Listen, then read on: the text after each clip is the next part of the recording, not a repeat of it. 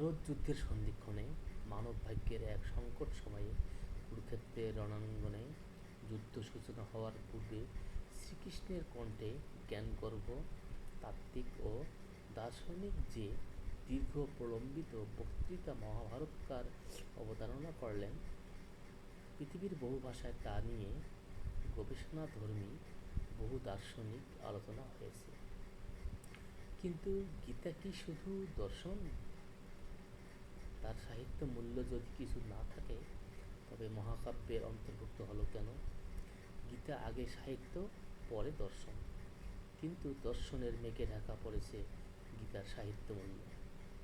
যুদ্ধের উত্তেজনা মুহূর্তে গীতার উদ্ভব এবং আবির্ভাব মহাভারতের পাঠক পাঠিকারা স্বচ্ছন্দ চিত্তে মেনে নেয়নি।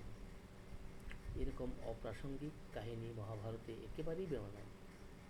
গীতার ধর্মগ্রন্থ বলেই ধর্মপ্রাণ মানুষ এই দুরূহ এবং দুর্বোধ্য দার্শনিক গ্রন্থটি কুইনাইনের মতো কণ্ঠে গলাধঃকরণ করছে। পণ্ডিতেরা প্রক্ষিপ্ত বলে ফরমান জারি করেছেন।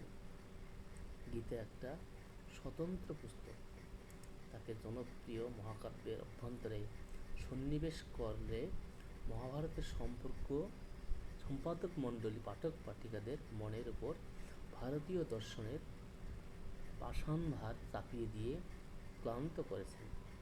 গোটা মহাভারতে গীতা বিচ্ছিন্ন জীব যেন, এরকম এক ধারণা নিয়ে গীতাকে মহা ইন্দ্রপ্রস্থের শ্রীকৃষ্ণ উপন্যাসে অন্তর্ভুক্ত করিয়ে আজ ধারণা বদলে গেছে। গীতা মহাভারতের কোনো স্বতন্ত্র গ্রন্থ নয়, মহাভারতের সামগ্রিক পরিকল্পনার সঙ্গে অভিজ্ঞ হয়েই মহাকাব্যে স্থান পেয়েছে।